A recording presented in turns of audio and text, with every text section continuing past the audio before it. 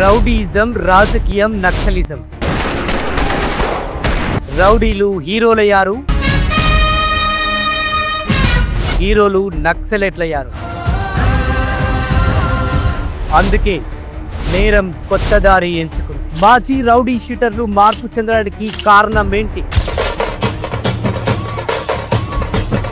Police యాక్షనా, law and ఆర్డరా, political మార్పా లేదా technology? Notorious history ఉన్న the most wanted person 15 ఏండ్ల jail జీవితం, గ్యాంగ్స్టర్ గా అవ్వాలని రౌడీయిజంలోకి అడుగు పెట్టాడు. ఢిల్లీ నుంచి ఢిల్లీ స్థాయి వరకు ఆయన రౌడీగా ఎదిగాడు. అప్పుడే అందరికీ సుపరిచితుడయ్యాడు.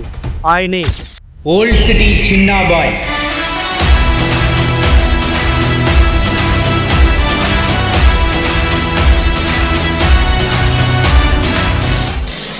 ఈరోజు నేను చేయబోయే ఈ సిరీస్లో ఇటువంటి ఎన్నో ఇంట్రెస్టింగ్ పాయింట్స్ చాలానే ఉంటాయి.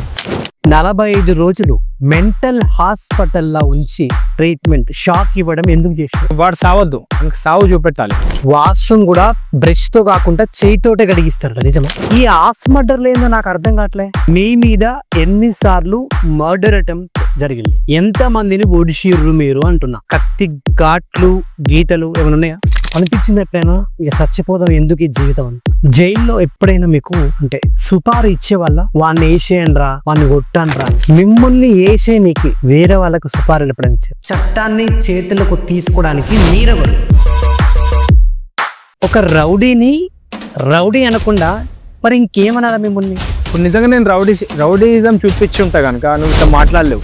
నేనంత భయంకరమైన నేరస్తున్నైతే నువ్వెంత ధైర్యంగా ఈ ప్రశ్న అడిగేటోడివా? అడిగి ఇంటికి వెళ్ళేటోడివా? జైల్లో కూడా రాజభోగాలు అనుభవించారని విన్నాను.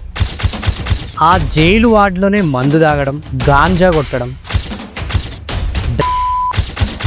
మీకు ఎంత ఇన్ఫ్లుయెన్స్ ఉండి ఉంటే నటోరియస్ క్రిమినల్ అన్న పేరు వచ్చింది. లోపల కూడా మంచిగా ఉండకపోతే కంపల్సరీ పనిష్మెంట్లు చాలా ఘోరంగా ఉంటాయి. నాన్ స్టాప్ గా మిమ్మల్ని పడుకోబెట్టి ఒక 200 దెబ్బలు కంటిన్యూస్ గా ఆ లాఠీతో కొడుతున్నారు. ఆ వీడియో చూసినప్పుడు ఇప్పట్లో జైలు వేరు, ఒకప్పుడు జైలు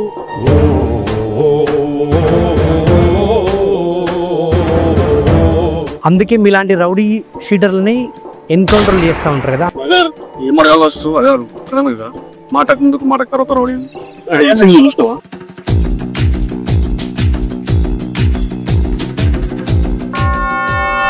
సో మీరు జైలు నుంచి విడుదలై బయటకు వచ్చిన మళ్ళీ ఆ ఫ్రాక్షన్ ఆఫ్ అంటే సెకండ్స్, నిమిషాలనే మళ్ళీ మీ మీద పీడీ యాక్ట్ వేసి వెంటనే లోపలి పంపించు.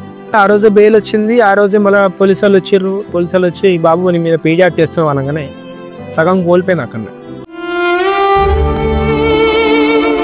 చాలా మంది చాలా ప్రయత్నించారు నన్ను డిస్టర్బ్ చేయడానికి. బయటికి వచ్చి కంపల్సరీ కొడుకులను ఎట్లా నరుగుదాం అని చెప్పేసి భగతుడు బయటకు వచ్చింది. దాని తర్వాత మేడంకి ఒక క్లాస్ తీసుకుంటుంటే అనిపించింది, అరే నా లైఫ్ చాలా బాగుంది కదరా, నేను చనిపోదాం అనుకున్నాను నిన్న. ఇంత కరుడుగట్టిన మెంటాలిటీ, ఇంత క్రిమినల్ అయి ఉండి మీరు ఈ రోజు కొన్ని వేల మంది మీలాంటి కరుడుగట్టిన క్రిమినల్స్ ని. సొసైటీ ఎట్లుంటదంటే నరం లేని నాలుకన్నా చాలా మాట్లాడుతుంది.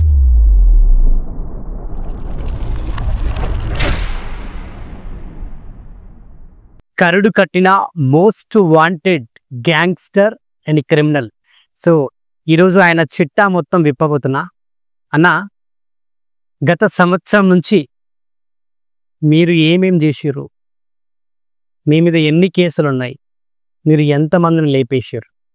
సో ఈ చిట్టా అంతా నేను సంవత్సరం నుంచి మీకు సంబంధించిన అందరి దగ్గర నుంచి కూడా ప్రతి ఒక్కరిని కలిసి ఇదంతా నేను కలెక్ట్ చేసుకొని వచ్చాను.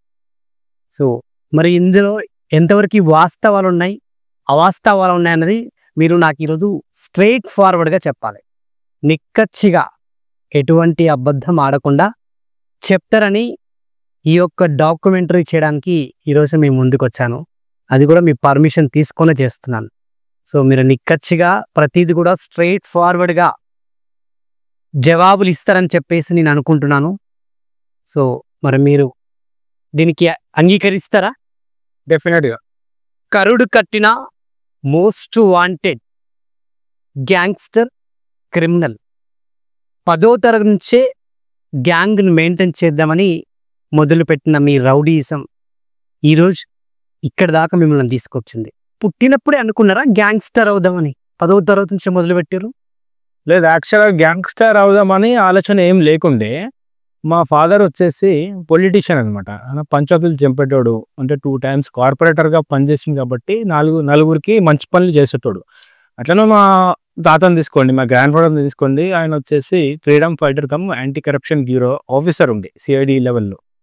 సో వాళ్ళు ప్రజలకి మంచి చేస్తుండే కాబట్టి నేను కూడా ఏదో మంచి చేద్దాం అనుకున్నా, కానీ అట్లా నా లైఫ్ అట్లా టర్నింగ్ పాయింట్లో అట్లా వెళ్ళిపోతుందని అనుకున్నా. ఓకే, పాయింట్ అన్నారు. మీ తాతగారు ఫ్రీడమ్ ఫైటర్, నాన్నగారు గొప్ప పొలిటీషియన్, మీరు రౌడీ. రౌడీ అనకన్నా ఒకప్పుడు రౌడీ రౌడీ అనిపించుకోవడానికి, రౌడీ అని పిలిపించుకోవడానికి మీకు బాధ అనిపించట్లే? బాధ వేసింది చాలాసార్లు, కానీ అప్పట్లో ఉన్న అంటే గ్యాంగ్ మెయింటెనెన్స్ తిప్పుకోవడం అవన్నీ చూసి రౌడీ అంటే నేను ఒక రకంగా ఫీల్ అవుతుండే. అది ఒక పెద్ద బిరుదులాగా ఫీల్ అవుతుంది. రౌడీ నన్ను చూస్తే చాలామంది భయపడాలి అని చెప్పేసి. కానీ ఇప్పుడు అదంతా లేదన్నట్లు. రౌడీ అనకండి, ఒక కామన్ మ్యాన్ అనండి, నేను ఒప్పుకుంటా. రౌడీ మాత్రం అనకండి, ఎందుకంటే రౌడీ అనగానే నాకు మొత్తం పాస్ట్ మొత్తం గుర్తుస్తుంది సార్. ఎందుకంటే 8 సంవత్సరాల నుంచి నేను కామన్ మ్యాన్ను ఎట్లా బతుకుతాడు అనేది నేను నిరూపించుకోవడానికి చాలాసారి ప్రయత్నిస్తూ ఉన్నా, ఇంకా ప్రయత్నిస్తూనే ఉన్నా. ఎన్నో ఛాలెంజెస్ కూడా వస్తున్నాయి నాకు. ఎంతోమంది అంటారు వీడు మారలేదు, మారినట్టు యాక్టింగ్ చేస్తుండు అని అంటారు, కానీ నేను కంప్లీట్గా మారిపోయాను. మీరు ఎంతవరకు నిజం చెప్తారనేది ఈ చిట్టానే మొత్తం బయట మొత్తం నేను మీరు అడగచ్చు. ఓకే, మీ మొదటి కేసు ఎప్పుడైంది, అంటే ఏ ఇయర్లో? నా కేసెస్ స్టార్ట్ అయినాయి అంటే 2004 నుంచి స్టార్ట్ అయినాయి. పోలీస్ స్టేషన్కి పోవడు రావడు, మా నాన్న ఏడిపించుడు, మా అన్నయ్య ఏడిపించుడు. అంటే అప్పుడు కొంచెం పైసా బలగం బాగుండే మా దగ్గర. ఏ ఇయర్లో? 2004 నుంచి 4 నుంచి స్టార్ట్ అయింది. అది మెల్లమెల్లంగా పోలీస్ స్టేషన్లు దాటి జైలు దాకా దారి తీసింది. అంటే ఒక నటోరియస్ క్రిమినల్ అన్న పేరు వచ్చింది నాకు. ఒక్కసారి పోలీస్ స్టేషన్లో పోడు రావడు సింపుల్ అనుకున్నా, డబ్బులు ఉంటే ఏమన్నా చేయొచ్చు అని చెప్పేసి అనుకున్నా. కానీ ఎప్పుడైతే జైలు బాట పట్టిందో అక్కడ పోయిన తర్వాత అసలు క్రైమ్ ఎట్లా చేయాలి, ఎట్లా ఇంకా నటోరియస్ క్రిమినల్గా మారచ్చు, ఒక గ్యాంగ్స్టర్గా మారచ్చు అని చాలా నేర్చుకున్నా. అక్కడ నేర్చుకొని చాలా ప్రయత్నించిన, కానీ డిపార్ట్మెంట్, వాస్తవం చెప్పాలంటే డిపార్ట్మెంట్ గవర్నమెంట్ వదలదండి. సో కొన్ని క్వశ్చన్స్ ఫాస్ట్గా అడిగేస్తాం నేను. సో తర్వాత దాని గురించి నాకు వివరించండి. సో మొట్టమొదటి కేసు అంటే ఏ ఇయర్లో అయింది మీ మీద? 2004లో. ఎందుకు అరెస్ట్ అయ్యారు? అంటే అది కమ్యూనల్ సంబంధించిన కొట్లాటలు. ఓకే, అంటే మీ మీద మొత్తం 27 నుంచి 28 కేసులు నేను విన్నాను, నిజమేనా? చాలా కేసులు ఉన్నాయి, దానికంటే ఎక్కువ కేసులు ఉన్నాయి. ఎన్ని ఉండొచ్చు? దాదాపు ఒక 50 లోపలే ఉండొచ్చు. 50 కేసులు. 307లు, డకాటీ కేసులు, కిడ్నాప్ కేసులు చాలా ఉంటాయి. ఒక షాడో టీంతో పాటు, అంటే ఒక షాడో టీం అని పేరు పెట్టుకొని వెళ్ళి మీరు ఒక్కరు 7గురిని కొట్టేచ్చారు. అప్పుడే 307 కేసు అనేది ఫైన్. అవునవును, అది కమ్యూనల్ కి సంబంధించిన కొట్లాట. అయితే మేము జైలుకి పోయిన తర్వాత ఒక 45 రోజులు ఉన్నాము. బయటికి వచ్చిన తర్వాత మమ్మల్ని ఒక 1000 మంది, అంటే ఒక ఆర్గనైజేషన్, పేర్లు చెప్పాను ఎందుకని, ఒక ఆర్గనైజేషన్ మమ్మల్ని సత్కారిచ్చారు. అప్పుడు నేను అనుకున్నా, అరే జైలుకి పోయేస్తే ఎంత హవా ఉంటుందా, ఎంత పేరు ఉంటుందా అని చెప్పేసి. అప్పుడు నా మైండ్ అనేది కంప్లీట్గా చేంజ్ అయిపోయింది. అరే మొత్తం ఎన్ని మర్డర్ కేసులు? మర్డర్ కేసులు అంటే ఇన్వాల్వ్మెంట్ ఉండే అన్న. మర్డర్లో మీరు 3 మర్డర్లు చేసినా, నిజమేనా? లేదు లేదు, నీ దగ్గర ఉందా ప్రూఫ్ ఉందా? అటెంప్ట్ మర్డర్లు 7 విన్నాను. అప్పుడు చేయాల్సి వచ్చిందన్న. అటెంప్ట్ మర్డర్ 7 అయినా చాలానే అయినాయి. కొన్ని అంటే అన్ని కొట్టేసారు, ప్రూఫ్ కాలేదు. అటెంప్ట్ అన్నిట్లో ఇన్వాల్వ్మెంట్ ఉండేది నాకు ఎక్కువ. ఎన్ని రౌడీ షీట్లు ఓపెన్ చేసింది? అదొకటే రౌడీ షీట్, ఒక సస్పెక్ట్ షీట్ ఉంది. ఎందుకు అది? అంటే చిన్న చిన్న గొడవలు పెద్దదాకా వెళ్ళిపోయింది. పబ్లిక్లో న్యూసెన్స్గా మారిపోయింది ఈ వ్యక్తి. వీడు మా ఏరియాలో ఉంటే మాకు భయభ్రాంతులు అయిపోతున్నాం అని చెప్పేసి, అంటే మాకు భయం వేస్తుంది, అర్ధరాత్రి పూట ఎవరినో ఒకరిని లిఫ్ట్ చేస్తాడు అని చెప్పి పుకార్లు వెళ్ళినాయి బాగా.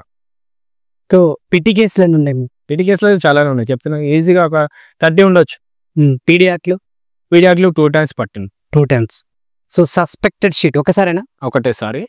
సస్పెక్ట్ షీట్ అంటే ఏంటంటే వాళ్ళు ఇండియాలో ఎప్పుడైనా ఎవరైనా అనుమానాస్పదంగా మనం తీసుకోవచ్చు, లిఫ్ట్ చేయొచ్చు, వాళ్ళకి రైట్స్ ఉంటాయి. అది కిడ్నాప్ కేసులు కేసులు గీసులు అంటే ఇప్పుడు అన్ని పాత కేసులు ఎందుకన్నా మనకి, మీ దగ్గర ఉన్నాయిగా, మీరు అడగండి, నేను వాస్తవం చెప్తాను. సో వెపన్కి సంబంధించిన ఎన్ని కేసులు మీ మీద ఫైల్ అయ్యాయి, అంటే ఎంతమందిని ఒడిషిర్రు మీరు అంటున్నా? అది మీరు అడిగితే ఎట్లా అన్న, డిపార్ట్మెంట్ వాళ్ళు అడగాలి నన్ను, మీరు అడిగితే ఎట్లా? ఎన్ని కేసులు ఉన్నాయి వెపన్ కేసులు? కేసులు ఉన్నాయి, చాలానే కేసులు ఉండే, కానీ అన్నీ కొట్టేశారన్న. ఎప్పుడైతే నేను మారుదామని డిసైడ్ అయినానో అప్పుడు అన్ని కేసులు కొట్టిపించేసుకొని నేను బయటకు క్లీన్ షీట్గా బయటికి వెళ్ళాను. ఇక మళ్ళీ చెయ్యను, రౌడీజం మళ్ళీ చెయ్యను అని ఒక ప్రామిస్ వేసి బయటికి వెళ్ళాను. సో వెపన్తో మిమ్మల్ని చంపడానికి ఎన్నిసార్లు ప్రయత్నించారు? అలా 10-12 సార్లు అయిండొచ్చు. 10-12 సార్లు. సో ఒక్కసారైనా మీకు ఆ కత్తి ఘాట్లు గీతలు ఏమైనా ఉన్నాయా? అంటే యాక్చువల్గా ఈ నెత్తి మీద, మెడ పైన, ఇంకా నా నాలుక ఉంది కదా, నాలుక తెగిపోయింది. మళ్ళీ దాన్ని ఆపరేషన్ చేసి సర్జరీ ఇట్లా మధ్యలో 2 ముక్కలు అయింది ఇట్లా. అంటే ఎనీ టైం మత్తులో ఉండేవాడిని అనమాట. ఎప్పుడు ఆ మత్తులో నేను ఏం చేసానో నాకే తెలియదు. చాలా కేసులు ఉండే, దానిపైన మేము పనిష్మెంట్ కూడా తీసుకున్నాం చాలాసార్లు. మీ మీద ఎన్నిసార్లు మర్డర్ అటెంప్ట్ జరిగింది? 7 times జరిగింది. ఎందుకు? అంటే నేను కూడా వాళ్ళని చిత్రహింసలు చేస్తున్నాను అనమాట. ఎట్లాంటి అంటే అన్న ఒక మాట చెప్పాలా, నేను కావాల్సుకొని రౌడీ షీటర్ కాలేదు. కావాల్సుకొని నా మీద రౌడీ షీట్ కొందరు వేయించిన మాకు, అంటే నాకు పడనోళ్ళు. ఎందుకంటే ఇప్పుడు నా ఒక్కటి కూడా నా పర్సనల్ గొడవలు లేవు. ఇలా అందరికీ మంచి చేద్దామని అనుకుంటా, ఆ మంచిలా చెడైపోయింది. నన్ను మిస్యూజ్ చేసుకున్నారు ప్రతి ఒక్కరు. పడనోళ్ళు అన్నారు కదా, ఎందుకు మీరు వాళ్ళకి మీరు దుష్మన్ అయ్యారు? అంటే వాళ్ళది ఎవరిదో పంచాయతీ, ఆ పంచాయతీ నాణ్యత మీద వేసుకొని నీకెందుకురా ఇది అని అంటే నేనే సాల్వ్ చేస్తా, నేనే తోపుని తురుంచిని అని చెప్పేసి ముంగడికి పోయి వాళ్ళని భయభ్రాంతులను చేస్తుంది, అలా బెదిరిస్తుంది. చట్టాన్ని చేతులకు తీసుకోవడానికి మీరెవరు? నేను ఎవరిని మీరు కరెక్ట్గా అడిగారు, కానీ అప్పుడు నేను అట్లా ఫీల్ అవుతుండే అన్న. అంటే నా తర్వాతనే చట్టం మనతో ఫీల్ అవుతున్నాను. నా తర్వాతనే ఏదన్నా నా దగ్గర సెటిల్మెంట్ అయిపోవాలి అన్న, చిన్న బాయ్ దగ్గర సెటిల్మెంట్ అయిపోయింది అని తెలుసుకుంటే మంచిది అని చెప్పేసి అనుకుంటాను. ఫుల్ మర్డర్లు అయితే ఇన్నా నేను, ఈ హాఫ్ మర్డర్లు ఏందో నాకు అర్థం కావట్లే. హాఫ్ మర్డర్లు అంటే బండులతో, అంటే బైకులతో గుద్ది చంపేయడమా, లేకుంటే గుద్ది పారిపోయటంలో? అంటే ఎవడైనా మనకు పడకపోతే మనకి చేతికి మట్టి అంటకుండా చేయడం, అంటే వాడు సావద్దు, మనకి సావు చూపెట్టాలి, దాన్ని హాఫ్ మర్డర్లు అంటారు అన్నమాట. ఈ హాఫ్ మర్డర్లు ఎన్ని ఉన్నాయి కేసులు? కేసులు ఎన్ని ఉన్నాయంటే మీరు పోయి పోలీస్ స్టేషన్లో అడగండి అన్న, నాకు నేనేం చెప్తా. నా దాంట్లో ఒక 10 ఉన్నట్టు నాకు తెలిసిందే. నిజమేనా? లేదు, వాస్తవం అవి కావు, నేను చెప్పను. ఎందుకంటే అవి చెప్పి మళ్ళీ నేను నలుగురికి షో ఆఫ్ చేసుకోలేను.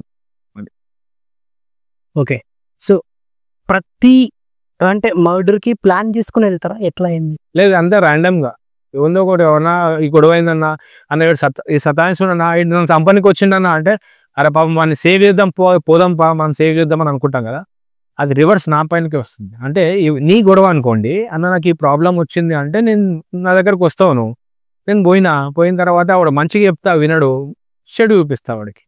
అంటే చూపించేటోడిని, ఆ చెడు అనేది నువ్వు తీసుకొచ్చింది నువ్వు పక్కకు జరిగిపోతావు, ఆ కేసు అంతా నా మీద పడుతుంది. ఇట్లనే అన్ని చిన్న చిన్న కేసులు అన్నీ పెద్దగా మారినాయి. ఇక దిగినాం మొత్తానికి దిగదాం, ఒక పెద్ద రౌడీ షీట్ అయిపోదాము, గ్యాంగ్స్టర్ అయిద్దాము అని చెప్పేసి అనుకున్నాం. చాలా ప్రయత్నించిన గ్యాంగ్స్టర్గా మారదామని, కానీ అది వాస్తవం. చూస్తుంటే పాష్ రౌడీలా కనబడతారు మీరు నాకు. అంటే దావుద్ ఇబ్రాహిం ఉంటాడు చూసినావా, ఏం ఇట్లా స్టైల్గా స్పెక్స్ పెట్టుకొని, మీలా ఆయన సింపుల్గా షర్ట్ వేసుకొని, అసలు ఏం తెలియదు, శుద్ధ పూస అన్నట్టుగా ఉంటాడు. మీరు కూడా అట్నే కనిపిస్తారు. అట్లేం లేదన్నా, అంటే మనము కావాలని క్రైమ్ చేస్తే అంటే ఒక క్రిమినల్ లాగా కనిపించాలనే ఉద్దేశం లేకుండే, అంటే కావాలని రౌడిజం చేస్తాడు, ఆల్రెడీ ప్రిపేర్ అయి ఉంటాడు, నన్ను చూస్తే భయపడాలి అని చెప్పేసి. అక్కడ ర్యాండమ్గా నా లైఫ్తో జరిగిన సంఘటనలు ఇవన్నీ. ఓకే, రౌడీయిజంతో పాటు రియల్ ఎస్టేట్ దందాలు ఎక్కడ ఏ స్థలం కనపడ్డా కూడా కబ్జా, వాడిని కొట్టడము, కబ్జా చేయడం. సో ఈ దందాలు ఎప్పుడు షురు చేసారు మరి? అన్న ఫైనాన్షియల్గా ఇబ్బంది ఉన్నప్పుడు ఈ చిన్న చిన్నవి కాదు పెద్ద పెద్దవి చేద్దాము. అప్పుడు రియల్ ఎస్టేట్ అంటే చాలా భూమి ఉండే, భూమి అంటే చాలా అందులోనే ఎక్కువ సంపాదించుకోవచ్చు అని చెప్పేసి అప్పుడు అందులో దిగనుండే. ఏ సంవత్సరం? 2011-12 ఆ టైంలో. అయితే చాలాసార్లు ఇవి అవసరం లేదు మనకి, మన ఫ్యామిలీ డిస్టర్బ్ అవుతుంది అని చెప్పేసి కూడా ఆలోచించిన. కానీ ఫ్యామిలీని కూడా పోషించాలంటే నా లెవెల్లో 10 మందిని నేను పోషించాలి, నా ఫాలోవర్స్ని నేను పోషించాలి అని చెప్పేసి ఆ దారిలో పడ్డా. ఒక స్థలాన్ని కబ్జా చేసినాక ఆ సొంత ఓనర్ని పక్కకి ఎట్లా జరుపుతారు? అప్పుడు అనుకుంటుండే ఆడు భయపడిస్తుండే వాడిని. ఇచ్చేస్తాడా? ఇచ్చేస్తాడు, పైసలు అడగడేమి? ఏం అడగాడు, సెటిల్మెంట్ చేసుకుంటాడు. అన్న నీకు ఏం కావాలి చెప్పి ఇంత తీసుకో అని చెప్పేసి. లక్షలు సంపాదించిన అప్పట్లోనే, కోట్లల్లో పోయింది అది, కానీ దేనికి యూస్ఫుల్ కాలేదు. వాస్తవం ఏందో తెలుసుకున్నాం. రౌడీయిజం దగ్గర అంటే న్యాయం జరుగుద్దా? అంటే మంచి రౌడీలు ఉంటారు, చెడు రౌడీలు ఉంటారు. చెడు రౌడీలో నేను ఉండే. మంచి రౌడీలు ఏంటంటే ఆయన వాళ్ళని రౌడీ అనరు. అవునా? ఎవరు ఆ మంచి రౌడీలు? కొందరు పేర్లు చెప్పండి. ఎట్లా చెప్తావు అన్న, పేర్లు ఎట్లా చెప్తాయి? హైదరాబాద్ ఉన్నారా? ఉన్నారు, చాలా మంది ఉన్నారు మంచి రౌడీలు. మంచి రౌడీలు ఉన్నారు. ఈ మంచి రౌడీలలో నీకెవరైనా గురువు ఉన్నాడా? అన్న మనకి గురువుని పెట్టుకోలే అన్న. గురువుని పెట్టుకుంటే ఆయన ముంగట జుకాయించాలి, ఆయనకి సేవలు చేయాలి, అట్లాంటివి నా దగ్గర సార్ నేను అసలు పెట్టుకోను. గురువు నేనే, శిష్యుని నేనే. అద్దాలు తీసేస్తే ఆన్ని వేస్తాడు లేదా ఆన్ని కొట్టే పోతాడు. ఈ కాన్సెప్ట్ ఏందని ఇది? కాన్సెప్ట్ అంటే ఈ సినిమాలో చూస్తాను నేను. అరే ఆ అద్దాలు తీసి పక్కడేసిందంటే హీరో ఇక ఆయన కొట్టిపోతలేని చంపిపోతున్నాడు అంటే. ఇది మరి నీ కాన్సెప్ట్ ఏంటి? అంటే కాన్సెప్ట్ అని కాదు అది చెప్పాలంటే. నేను అద్దాలు పెట్టుకుంటుండే, అద్దాలు పెట్టుకున్నంత వరకు మంచోన్ని, వాడిని అర్థం చేసుకుంటుండే ఆడు ఎంతవరకు మంచోడో అని చెప్పేసి. వాడు నా మాట వినలేదంటే అద్దాలు తీసినంటే పక్కన వాళ్ళు కూడా అలర్ట్ అయిపోతుంది. ఈడు కొట్టడానికి రెడీ ఉన్నాడు, మనం కూడా స్టార్ట్ అయిపోవాలి అని చెప్పి. ఒక్కరిని లేపేనికి ఎంత సుపారు తీసుకుంటారు? కొన్ని లేపేయడానికి సుపారీ తీసుకుంటుండే అన్న, కానీ ఇక అవన్నీ ఎందుకన్నా మనకి. ఎన్నిసార్లు తీసుకున్నారు? తీసుకున్నా, చాలాసార్లు తీసుకున్నా, కానీ నేను అటెంప్ట్ చేసేంత వరకే మన కొంచెం బ్యాక్ స్టెప్ వేస్తుండే. మళ్ళా కబ్జాలు అడిగా. అఫీషియల్గా ఎన్ని కబ్జా చేశారు? అన్అఫీషియల్గా ఎన్ని కబ్జాలు చేశారు? లే అవన్నీ నేను చెప్పలేనన్నా, ఎందుకంటే దాని గురించి నేను చెప్పిన అనుకో మళ్ళీ పబ్లిక్లో నేను బ్యాడ్ అయిపోతా. ఎందుకంటే చాలామందికి వీడి క్రిమినల్ హిస్టరీ ఉందని చెప్పేసి చాలామందికి తెలియదు. దీని ద్వారా మళ్ళీ తెలిస్తే నాతో ఉన్న కమ్యూనికేషన్ అనేది దూరం వెళ్ళిపోతుంది. భాగ్యనగరంలో రియల్ ఎస్టేట్ వ్యాపారం అంటే అప్పట్లో కొందరు పేర్లు చెప్తుండే. సో నీ ఓల్డ్ సిటీ, నీ అంబర్పేటలో శంకర్ అన్న పేరు వినిపిస్తుండే, అటు జూబ్లీ హిల్స్కి పోతే శ్రీశైలం యాదవ్ పేరు వినిపిస్తుండే. ఇట్లా ఒక 2-3 పేర్లు వినిపిస్తుండే. శ్రీశైలం యాదవ్ కాకుండా అంబర్పేట్ శంకర్ అన్నతో కూడా మీకు మంచి బాండింగు, సత్సంబంధాలు కూడా ఉన్నాయని విన్నాను. నిజమేనా? నాయన మా కులం పెద్ద మనిషి అనమాట. సో మాకు ఎట్లా అంటే మంచి అంటే మంచి పాయింట్లో సలహాలు కావాలంటే ఆయన దగ్గరికి వెళ్తాం అనమాట. అన్న ఈ ప్రాబ్లం ఉందన్న, కొంచెం చూడన్నా, నాకు పర్సనల్గా తీసుకో అన్నా అని చెప్పేసి అంటే, నువ్వు మంచోనరా బాబు, మంచోళ్ళకి మంచిగా చేస్తా అని చెప్పేసి నాకు చాలాసార్లు హెల్ప్ చేసిండు. నా పర్సనల్ విషయాల్లో కూడా చాలాసార్లు హెల్ప్ చేసిండు. అంతేగాని ఆయన రౌడీ కాదు. అంబర్పేట్ శంకర్ అన్న మీకు గురువు లాంటుడు అని చెప్పేసి కూడా కొందరు అన్నారు. నిజమేనా? అదే కులబద్ధంగా ఆయన గురువే అన్న మాకు. అంటే దూరం చూస్తే మేము కొంచెం దగ్గర సంబంధం ఉందన్నమాట, అంతే. ఓకే. ఈ రౌడీయిజం వల్ల అంటే సమస్యలు పెరుగుతాయా తగ్గుతాయా? పెరుగుతాయి, చాలా పెరుగుతాయి అన్న. ఇప్పుడు అంటే పిల్లలు ఏమైపోతున్నారంటే ఇంటర్మీడియట్ అయిపోగానే గ్యాంగులు మెయింటైన్ చేయాలి, మనం ఒక సెలబ్రిటీ కావాలి, నెగిటివ్గా అంటే పబ్లిక్ మమ్మల్ని చూసి భయపడాలి అనే విధంగా బిహేవ్ చేస్తున్నారు అందరూ.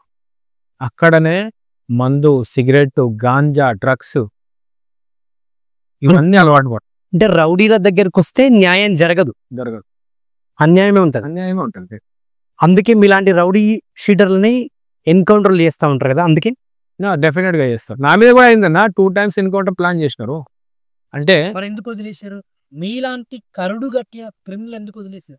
వాస్తవాలు తెలుసుకున్నారు వాళ్ళు, వాస్తవాలు తెలుసుకున్నారు. వీడు కాదు, వీడు చేయలేదు, కొన్ని చేయలేదు, ఉండొచ్చు వీడు రౌడీ కానీ మరీ ఇంత పెద్ద రౌడీ కాదు, మనుషులను చంపేసేంత రౌడీ కాదని తెలుసుకున్నారు.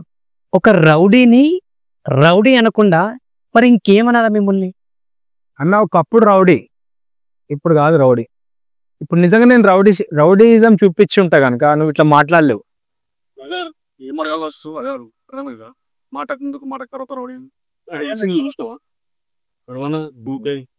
మాట్లాడాము వచ్చింది, మా పర్మిషన్ తీసుకొని వచ్చింది, నువ్వు మాట్లాడతలే తీసేరా అన్న. అంటే ఒకప్పుడు ఉండే, అంటే వాళ్ళు కూడా ఇప్పుడు ఏం కోరుకుంటున్నారు అంటే, ఒకప్పుడు వాళ్ళు ఫాలోవర్స్ అనేది నన్ను చూసి వచ్చేటోళ్ళు అనమాట. అన్న దగ్గరికి పోతే నేను కూడా పైసలు సంపాదించుకోవచ్చు, నేను కూడా రౌడీ షీటర్ కావచ్చు అన్నలే కానీ రోల్ మోడల్గా తీసుకునేటోళ్ళు. కానీ ఎప్పుడు నన్ను ఎవరైనా ఏమనంటే వాళ్ళు ఊరుకోరు. అంటే పాస్ట్ లైఫ్ని నేను మర్చిపోయినా, పాస్ట్ లైఫ్ని ప్రజెంట్లో తీసుకొని వస్తున్నారు. సో మీ పర్మిషన్ తీసుకుంటున్నాను, అంటే ఆ సందర్భం వచ్చినప్పుడే అంటాను, దయచేసి దాన్ని మళ్ళీ తప్పుగా అర్థం చేసుకోకండి. ఇప్పటిదాకా ఎన్నో పోలీస్ స్టేషన్లకు నేను వెళ్ళిన, ప్రతి పోలీస్ స్టేషన్లో కూడా ఎస్సీ, ఎస్టీ, బీసీ మైనారిటీల ఫోటోలే అక్కడ రౌడీలు అని చెప్పేసి మెన్షన్ చేసి ఉంటాయి. మరి ఈ అగ్రకులాల వాళ్ళు ఎక్కడ ఎప్పుడు చూడలేదు, ఎందుకు? డబ్బు అన్న, డబ్బుతోటి ఏమన్నా చేయొచ్చు అని అనుకుంటారు వాళ్ళు.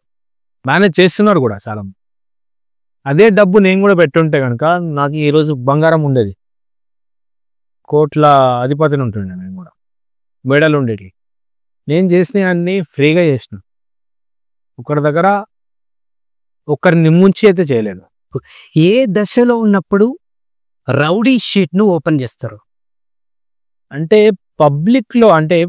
పబ్లిక్లో న్యూసెన్స్ వ్యక్తిని కంపల్సరీ రౌడీ షీట్ ఓపెన్ చేస్తారు. అంటే వాడి వల్ల నలుగురికి హానికరం ఉంది అంటే కంపల్సరీ రౌడీ షీట్ ఓపెన్ చేస్తారు. ఇంకా దానికి మించింది ఏమైనా ఉంటే సస్పెక్ట్ షీట్ ఓపెన్ చేస్తారు. అంటే రౌడీ షీట్ అంటే ఒక పోలీస్ స్టేషన్ నుంచి చేస్తారు, ఇంకొక ఏరియాకి పోతే ఆ ఏరియాను కూడా ఇబ్బంది పెడితే ఆ పోలీస్ స్టేషన్ నుంచి కూడా వేస్తారు. ఇట్లా 4 పోలీస్ స్టేషన్ నుంచి 4 రౌడీ షీట్ వేస్తారు. కానీ సస్పెక్ట్ షీట్ అంటే వీడు ఇండియాలో ఎటు పోయినా కూడా వీడు పబ్లిక్కి పరేషాన్ చేస్తున్నాడు అంటే వాడిని సస్పెక్ట్ షీట్ ఓపెన్ చేస్తాడు.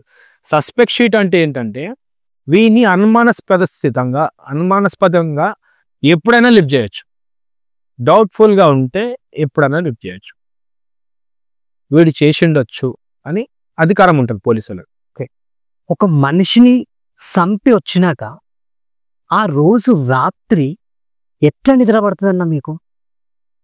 అన్న నేను చంపలేదు అన్న, ఇప్పటికి చెప్తున్నాను, నేను చంపలేదు. అంటే మర్డర్ కేసులలో, భూ కబ్జా కేసులలో, ఇవన్నిట్లో నా మీద ఫాల్స్ ఎలిగేషన్స్ కేసెస్ వేసిన.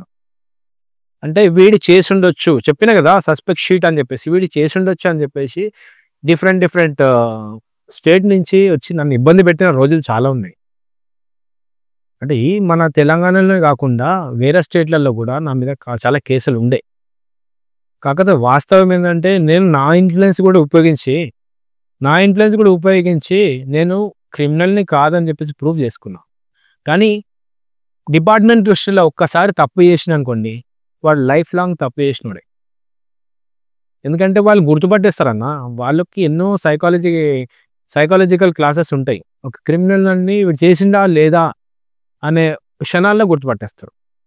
ఎందుకంటే 8 సంవత్సరాల కింద నేను అంటే చిన్న ఇన్వాల్వ్మెంట్ ఉంటే చాలు వాళ్ళకి కేసులు బుక్ చేయడానికి. ఎందుకంటే జైల్లో కూడా మీరు అరెస్ట్ అయినప్పుడు రాజభోగాలు అనుభవించారని విన్నాను. అంటే ఆ జైలు వార్డులోనే మందు తాగడం, గాంజా కొట్టడం, డ్రగ్స్. ఎంత బలవంతుడివై ఉంటే నువ్వు, మీకు ఎంత ఇన్ఫ్లుయెన్స్ ఉంటే జైల్లోనే మీరు రాజభోగాలు అనుభవించుంటారు. అదే చెప్తున్నా కదన్నా, ఇప్పట్లో జైలు వేరు, ఒకప్పుడు జైలు డిఫరెంట్ ఉండే. అంటే ఒకప్పుడు స్టేట్ గవర్నమెంట్ అనేది అప్పుడు పోలీసు వాళ్ళు చాలా తక్కువ ఉండే అన్న. అంటే ఏదున్నా సరే పోలీస్ స్టేషన్ దాకా తీసుకుపోయేటోళ్ళు కాదు రౌడీ షీటర్లు. ఏమున్నా సరే బయటనే కాంప్రమైజ్ చేసేటోళ్ళు. సో ఆ హవాతో లోపల చాలా మంది మనకు పరిచయం అవుతారు. నేను ఒక్కరినే కాదు, నాకంటే చాలా మంది రౌడీ షీటర్లు ఉన్నారు, పెద్ద పెద్ద గ్యాంగ్స్టర్లు ఉన్నారు. వాళ్ళ దగ్గరికి వచ్చేటివి మేము వాళ్ళ పీరియడ్లో ఉన్నప్పుడు మేము తుకాయించుంటుండే. మా టైం వచ్చేసరికి మేము అదే రాజభోగాలు అనుభవిస్తుండే. ఎందుకంటే లోపల ఫుడ్ చాలా డేంజర్ ఉంటుంది అన్న. అంటే బయట వాతావరణం వేరు, లోపల వాతావరణం వేరు. సినిమాల్లో చూస్తూ ఉంటాం జైల్లో ఫుడ్ ఆ కంచం లేస్తే, అంటే ఆ వీడియో చూస్తేనే మాకు వామిటింగ్ వస్తుంది. నిజానికి జైల్లో ఫుడ్ అట్లనే ఉంటుందా? అట్లనే ఉంటుండే 2018 లోపు, అంటే 2017 లోపు అట్లనే ఉంటుంది. ఇంత దొడ్డి బియ్యం అన్నా, అందులో పురుగులు ఉంటుండే, అందులో ప్లాస్టిక్ కవర్లు ఉంటుండే. ఎందుకు పెడుతుండే నాకు అర్థం కాకపోతుంది స్టార్టింగ్లో. ఎందుకంటే ఒక క్రైమ్ చేసి వచ్చిన కూడా లోపల రాజభోగాలు ఇస్తున్నావు అని అంటే వాడు మళ్ళీ క్రైమ్కి అలవాటు పడతాడు కదా. జైల్లోనే అన్ని దొరుకుతున్నాయి, షెల్టర్ దొరుకుతుంది, ఫుడ్ దొరుకుతుంది, బ్రేక్ఫాస్ట్ దొరుకుతుంది, ఈవినింగ్ మళ్ళీ డిన్నర్ దొరుకుతుంది. సో వాడికి అలవాటు అయిపోతుంది. ఇట్లా అలవాటు కావద్దని చెప్పేసి జైల్లో కూడా పనిష్మెంట్ అనుభవిస్తే వాడు బయటికి పోయినా మారుతాడా అని చెప్పేసి వాళ్ళ కాన్సెప్ట్ అది. ఈ జైల్లో మందు తాగడం, గాంజా, ఇవన్నీ ఎవరు సప్లై చేస్తారు? ఉంటారన్న చాలా మంది. అవును, అన్ని పేర్లు చెప్పలేము. ఇప్పుడు కాదు అంటే డీజీ వీకే సింగ్ సార్ వచ్చిన తర్వాత, ఆయన తెలంగాణ ప్రెసిడెన్స్కి సంబంధించిన DG, he is a king actually అప్పుడు. సో సైదయ్య సార్ అని చెప్పేసి మన చెంచల్గూడలో ఎస్పీగా ఉండే ఆయన చాలా టెర్రర్ క్యాండిడేట్. ఖైదీలకి ఉచ్చోపించు. ఎట్లా అంటే ఆయన పనిష్మెంట్లు అంటే ఏమరా మీరు లోపల ఉండి కూడా మారరా, పొద్దున్నే లేవాలి, పరేడు అంటే చదువు రానోని కూడా చదువు నేర్పించండి కొత్తగా లోపల కూర్చోబెట్టి. చదువుకున్నాడు టీచర్ అయిపోయా, చదువుకోనోడు స్టూడెంట్. ప్రతి ఒక్కటి సిస్టమేటిక్గా ఉండాలి. అప్పుడే ఈ వ్యవస్థ మారుతుంది అని చెప్పేసి డీజీ వీకే సింగ్ ఆధ్వర్యంలో ఆయన తీసుకున్న ఛార్జ్ అది. యాక్చువల్గా జైల్లో మీరు వెళ్ళినప్పుడు ఎటువంటి పనిష్మెంట్లు ఉంటుండే, ఎట్లా పెడతారు చిత్రహింసలు? అదే అన్న, ఇప్పుడు మనము బయట ఏదో చేస్తాం కాబట్టి లోపలికి పోయినాం. లోపల కూడా మంచిగా ఉండకపోతే కంపల్సరీ పనిష్మెంట్లు చాలా ఘోరంగా ఉంటాయి అన్న. నాకైతే చాలా వీడియో చూసిన నేను నాన్ స్టాప్ గా మిమ్మల్ని పడుకోబెట్టి మీ బ్యాక్ షీట్స్ మీద ఒక 200 దెబ్బలు కంటిన్యూస్ గా ఆ లాఠీతో కొడుతున్నారు. ఆ వీడియో చూసినప్పుడు నాకే సచ్చి బతికొచ్చినట్టు అయింది. అసలు ఎట్లా బతికిరు మీరు? దెబ్బలు తిని అలవాటు అయిపోయింది అన్న బయట. అంటే ఇప్పుడు నేను క్రైమ్ చేసేటోడిని, నేనే కొట్టేటోని కాదు, నా మీద కూడా చాలాసార్లు అటాక్లు అయినాయి. ఇంతకుముందు చెప్పిన కదా. ఈ డిపార్ట్మెంట్ వాళ్ళు సుధరించి నేను మారడానికి అట్లాంటి పనిష్మెంట్ ఇచ్చారని నేను అనుకుంటా. అంటే అదొక్కటే కాదు, 3rd డిగ్రీ లెవెల్లో కూడా నాకు అయినాయి. ఏం చేస్తారు 3rd డిగ్రీ అంటే? 3rd డిగ్రీ అంటే ఇప్పుడు మీరు చూసారు కదా, అదొకటి. ఇంకోటి లట్కాయిస్తారు మన పైన, ముసలెక్కిస్తారు రోకల బండ పెట్టి, ఉల్టా చేసి కొట్టడము, ఇట్లా చాలా ఉన్నాయి. సినిమాలో చూపిస్తారు కదా 3rd డిగ్రీ, అదేనా రియాలిటీ అన్న? అదే రియాలిటీ. జై భీమ్ సినిమా దాంట్లో చాలా రియాలిటీగా చూపిస్తారు. హ్యాస్టీజ్ అదే ఉంటుంది. నాకు అయింది అట్లాంటి అనుభవాలు చాలా అయినాయి నాకు. అంటే కొన్ని కేసులు నేను చేసినవి ఉండే, అవి పనిష్మెంట్ అనుభవించిన. కొన్ని చాలా ఫాల్స్ కేసెస్ నా మీద వేసారు. అంటే మిమ్మల్ని 45 రోజులు మెంటల్ హాస్పిటల్లో ఉంచి ట్రీట్మెంట్, షాక్ ఇవ్వడం ఎందుకు చేశారు? షాక్ ఇవ్వలేదన్నా. మెంటల్ హాస్పిటల్ అంటే లోపలికి పోయిన తర్వాత ఇక నాకు ఎట్లాంటి కేసెస్లో నన్ను లోపల వేసినారంటే, ఇంకా వీనంతలో వీడే ఖతమైపోవాలి, వీడు జనాల్లో బతికి వేస్ట్ అని చెప్పేసి, అంటే నా ఫ్యామిలీని మొత్తం డిస్టర్బ్ చేసేసాను. నా ఫ్యామిలీ కూడా చూడడానికి రాలేదు నన్ను. అంటే నా వల్ల వాళ్ళకి ఇబ్బంది అవుతుంది అని చెప్పేసి మర్చిపోయే స్టేజ్లో వచ్చారు. ఆ సిచ్యువేషన్లో నేను పిచ్చోన్ని అయిపోయినాను. లోపల ఉండి నాకు భయంతో, నేను నా కోపంతో వేరేని ఏమన్నా చేసేస్తానా, లేకపోతే వేరేళ్ళు ఎవరన్నా మనని చేసేస్తారా అని చెప్పేసి ఆ భయంతో నేను లోపల కూడా చాలా క్రైమ్ చేశాను. వాడిని కొట్టడం, వీడిని కొట్టడం, పడుకున్నోడిని చిత్రహింసలు పెట్టడం. అంటే కొత్తగా ఎవరైనా వచ్చారనుకోండి, నేను అనుభవించిన పనిష్మెంట్ కూడా వాడు అనుభవించాలి అన్న సైకోనెస్ వచ్చేసింది. జైల్లో మీరు ఇంకో ఖైదీలను కొట్టినప్పుడు పోలీసు వాళ్ళు ఊరుకోరా? ఎందుకు ఊరుకోరన్నా? మరి ఎట్లా కొడుతుండే మీరు? మామూలుగా కొట్టరు. మినిమం 200 దెబ్బలు వస్తుంది గేట్లోకి తీసుకెళ్ళి. ఇక్కడ కూడా మారకపోతే ఏంద్రా అని చెప్పేసి అక్కడ బాగా నన్నైతే ఇంకా 45 days నేను ఉన్నన్ని రోజులు 45 days సింగిల్ డబుల్ గంజిలో ఉంటుండే. వీని వల్ల తోటి ఖైదీలకు కూడా ప్రాబ్లం అవుతుందని చెప్పేసి గంజిలో పెట్టిన రోజులు ఉన్నాయి. గంజిలో అంటే ఇంకా మనుషులు కనిపించారు అక్కడ. గోడతో మాట్లాడుకోవాలి, మన మనసుతో మనం మాట్లాడుకోవాలి. అట్లాంటి సిచ్యువేషన్లో నేను ఉన్నాను. అలాంటి సమయంలో ఎప్పుడు మీ అమ్మగారు కానివ్వండి, మీ నాన్నగారు ఇప్పుడు గుర్తురాలేదా? అదే అన్న, అంటే నేను ఫ్యామిలీని పక్కకు పెట్టేసిన అప్పుడు. అంటే ఎవ్రీ టైం నషాలో ఉంటుండే. ఏంద్ర ఈ జీవితం అనిపించలే? అనిపించింది చాలాసారి మారదాం అనుకున్నా, చాలాసారి వేరే దగ్గర అన్ని క్విట్ చేసేసి జాబులు కూడా చేసుకున్న సిచ్యువేషన్లో కూడా నాకు ఫోన్ చేసి, అంటే నా ఎంబడ తిరిగే పోరలు, నా ఫ్రెండ్స్ కానివ్వండి, నా ఎంబడ తిరిగిన చెడు ఫ్రెండ్స్ ఉంటారన్నా, మంచి ఫ్రెండ్స్ ఉంటారు. మంచి ఫ్రెండ్ ఏమంటాడు అంటే, అరే బాబు దాంట్లో పోకురా, నీకు ఇబ్బంది అవుతుంది అని అంటాడు. అప్పుడు నా సమాధానం ఎట్లుంటాడు అంటే, అరే నీకేం తెలుసురా, రాత్రి 9 గంటల ఇంట్లోకి పోతావు, నా కోసం వెళ్ళి చాలా మంది వస్తారు, నేను వాళ్ళ కోసం పోతా అని చెప్పేసి అట్లా వాళ్ళనే మ్యానిపులేట్ చేస్తుండే. ఇప్పుడు అదే ఫ్రెండ్స్ మంచి జాబులు చేసుకుంటూ వాళ్ళ ఫ్యామిలీతో చాలా హ్యాపీగా ఉన్నారు. ఇప్పటికీ నేను ఛాలెంజెస్ ఫేస్ చేస్తున్నానా. అర్ధరాత్రి పూట పోలీసు వాళ్ళు వస్తారు నా ఇంటికి, 11-12 గంటలకు వస్తారు. ఏడు నువ్వు చెప్పు అని మా ఇంట్లో ముందే ఫోటోలు తీసుకొని పోతారు. ఏం చెప్పలేము ఇంకా వాళ్ళని, ఏం చేయలేము, ఎందుకంటే హిస్టరీ అట్లా ఉంది. కానీ వాళ్ళు కూడా చాలాసార్లు నాకు సాయం కూడా చేసిర్రు. అరే నువ్వు మారినవరా బాబు, నువ్వు మారుతూ చాలా మందిని మారుస్తున్నావు, గ్రేట్ నువ్వు అసలుకేనన్నా. అంటే ఈ నశ కంటే ఈ నశ బాగుంది అనిపించింది ఎప్పుడైనా? ఇక చచ్చిపోదాం ఎందుకు ఈ జీవితం అని అనిపించింది అన్న. చెప్తున్నా కదా, జైల్లో సూసైడ్ ఏమైనా చేసుకున్నా? అటెంప్ట్ చేసిన నా సిచ్యువేషన్ ఎట్లా ఉందంటే, జైల్లో ఈ రోజు నేను చనిపోదాము అని అనుకున్నా. నా బ్యాగ్లో ఆల్రెడీ నేను లోపల కొన్ని అంటే మనకు పరదలు అవి ఇస్తారు కదా, ఆ పరదలు చింపేసి మొత్తం ఎడుకాడు కట్టుకొని సూసైడ్ చేసుకుందాం అనుకున్నా. పోయేసరికి ఆటోమేటిక్గా నేను ఆ వాష్రూమ్లోకి వెళ్ళగానే ఆల్రెడీ ఒకడు వేలాడుతున్నాడు, నా బ్యారక్లో ఉన్నాడు. అప్పుడు అనిపించింది, అంటే ఆ జైల్లో ఉండి ఒక చనిపోయిన వ్యక్తిని తీసుకుపోతుంటే అందరిలో చూసిన, అంటే ప్రతి ఒక్క క్రిమినల్ని చూస్తున్నా కదా నేను, వాళ్ళ భయము మా భయము, అరే ఏంద్రా బాబు జైల్లో కూడా చనిపోతే కూడా దానికి వాల్యూ లేదా? జైలు అట్లాంటిదన్నా. జైలు ఎట్లాంటిదంటే సొంత బ్లడ్ రిలేషన్ని కూడా దూరం చేస్తుంది. చెంచల్గూడ సెంట్రల్ జైల్లో ఉన్నప్పుడు మీరు ఏ బ్యారక్లో ఉండేవాళ్ళు? చెంచల్గూడలో ఉండే, చెల్లపల్లిలో ఉండేనా. చెల్లపల్లిలో పీడియాక్ట్ అనుభవించిన, రిమాండ్ వచ్చేసి చెంచల్గూడలో అనుభవించిన. అంటే తెలంగాణ ఎన్ని ప్రిజన్స్ ఉన్నాయో అన్ని ప్రిజన్స్లలో కూడా నేను పనిష్మెంట్గా నేను రిమాండ్కి పోయినా చాలాసార్లు. చెల్లపల్లిలో గంగా బ్యారక్లో ఉండే, దాని తర్వాత శారదా. సో గంగా బ్యారక్ అంటే రేవంత్ రెడ్డి గారు కూడా అరెస్ట్ అయినప్పుడు అదే బ్యారక్లో ఉన్నారు. అవును. సో రయోన్ ఏమైనా కలిసిరా? కలిసినామన్నా. నేను 6 రోజులు ఆయన బ్యారక్లోనే ఉండే. అప్పుడు ఆయన ఫుడ్ గురించి కూడా కొన్ని ఎలిగేషన్స్ చేసి మా ప్రాబ్లమ్స్ ఆయన చూసిండు. ఆయన కూడా ఎవరితో మాట్లాడేవాడు కాదు. అంటే అది ఎట్లా అంటే మాకేదో సహాయం చేస్తాడని చెప్పేసి మేము ఆయనకి చాలా సేవలు చేసుకున్నాము.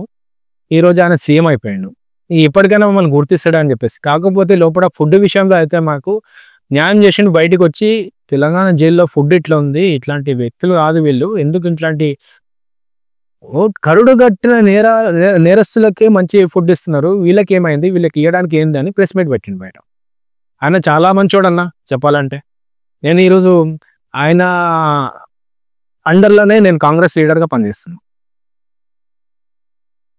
జైల్లో ఎప్పుడైనా మీకు అంటే సుపారీ ఇచ్చేవాళ్ళ, వాడిని వేసేయండి రా, వాడిని కొట్టాను రా అని?